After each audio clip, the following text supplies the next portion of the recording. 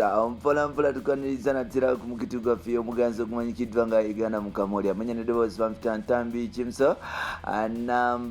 number rich boy Maksudi Junior webule kuba nti otambula naffe webule kuba nti otwagala webule kuba nti osubscribing webule kuba nti ever ovimba naffe finally Bebe Cool agenze wa President Museveni namuyigiriza how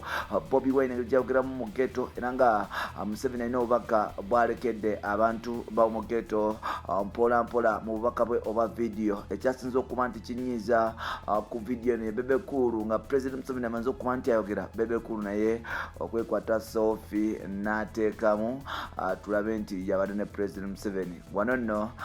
nze nsuubira nti ataawo omukulu Bebe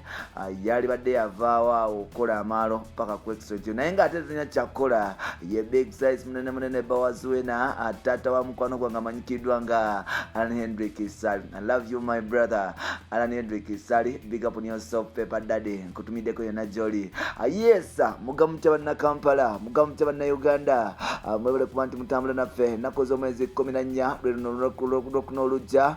genda osobola okuba nti osuula akaluluko nkusaba okasule mu mirembe ate omale okume eddembe kubanga Uganda twagala etebenkedde mpuliddeyo nti ate abantu betekedde okuba nti bagenda mu nsiko naye ng'ate ku eno generation ife abate n'obukebe bwa tiyagaasi tunasobola okumalako mu nsiko kaninde tulabe mpola mpola mugamuteba tutali bange bambi mbaagala nnyo I miss you so much but I love you so much tugenda kutambula ffenna mpola mpola yes kasavu kanyama yes atusobola okuba nti tutambula ffenna esawa kubeera munaana ogenda kuba nti onsanga ku local media ne muganda gwange amanyikiddwa nga Wycliffe Giboja ate olunaku lugenda kubeera lwakutaano buli lwakutaano tubeera ku Metro FM sawa zibeera emu yakawungeezi moto entertainment show ne muganda gwange amanyikiddwa nga Wi-Fi Giboja yeyo system mpola mpola bwe tutambula tulwadde mu kuba nti ogendako wali ku website amanyikiddwa nga Africa Social Television oba nti ofollowing ako n'osobola ku reading amawulire agatambula mu entertainment industry ku African continent kwogera ne sports ne current affairs bampita ntambi kimusonga bwe nagambye Bebe Cool yes nga bwe mukimanyi nti tugili mu struggle abantu bali mu struggle egenda okuba nti ebatwala mu buyinza bwe njogera struggle sigamba ya Bobi Wine yokka ngamba ne ya Katumba ngamba ne ya musajja mukulu amanyikiddwa nga Amriat presidential candidate yagimazeko presidential candidate yekka amazeko campaign yonna nga tayambadde ngatto oluvannyuma okuba nti oboolya poliisi yagezaako omukwata n'emusuuza engatto ze ku lunaku lw'okwewandiisa omusajja ono yagenda maaso n'okuba nti aboola n'okuzira engatto mu campaign zonna bamuyita Mr. Amriat y'omu ku basajja abadde mu struggle bakubiddwa tiyagaase bakubiddwa ku mbooko basibiddwa mu makomera naye ng'ate agamba nti kama nembaya ennaku z'omwezi 14 olwokuna luno ngenda kubeera mu race njogera ku musajja mukulu amanyikiddwa nga Kabura yes omusajja ono lwe lwasoose okuba nti mulaba naye nga this guy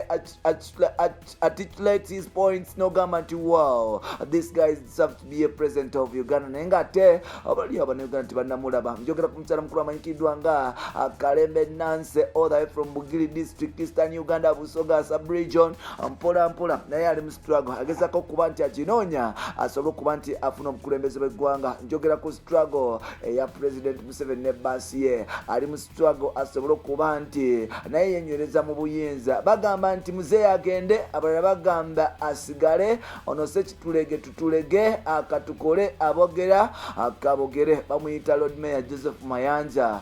2021 yes nga Museveni agenda mu maaso n'okuba nti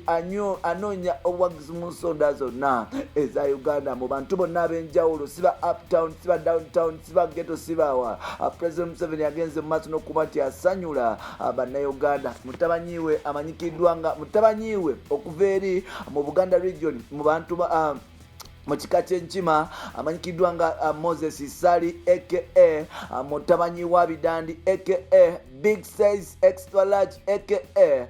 Bawazwena aka Titanic Bebe yatandise okuba nti oboliyaawo ayingiza musajja mukulu amanyikiddwa nga President Museveni mu ghetto. Wano nno twakirabye mu butambi bwe tugenda okuba nti tukupulayingira obamu oyinza okuba nga wabulabyeko naye ng'ate ekinyusi kifunye bulungi kati ke kaseera okuba nti otuule okalire tusobole okubeera nti tukolera interpretation eno obulungi ddawo otandika okuba nti otegeera nti ki Bebe kyeyabaddeko ne President Museveni kyaliko. Bebe yakutte President Museveni n'atandika okuba nti amuyigiriza abayengeri gye boogera mu ghetto, especially musajja mukulu amanyikiddwa nga Bobi Wine. Tukimanyi nti Bobi Wine kuva dda yeetuuma ghetto president era nga aze ayitawo mu bintu ebyenjawulo olw'okuba nti yali yeekwata ku ghetto. Ebibuuzo bingi nnyo oba Bobi Wine yakulira mu ghetto oba teyakulira mu ghetto si kyekikulu, naye ng'ate yasobola okuba nti akozesa akawanika ghetto nakingira era nga mu ghetto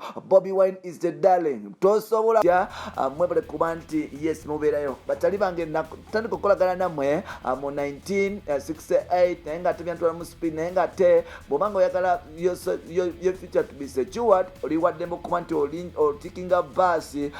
esobole okuba nti ekuvuga ekujja mu ghetto ekutwale mu state nga bwe yavuga Bobi Wine. Wano nno kikulaga nti omusajja tulina Bebe twamulabye nga yakola mu vene era nga yawandise speech eno bampita ntambi Jimson Amarich Boy Maxudi Junior ngambye mukutu guligo mugwa Uganda Mukamooli. Subscribe tugenda maaso n'okuba ntambula fena. Bless up, big up on yourself there so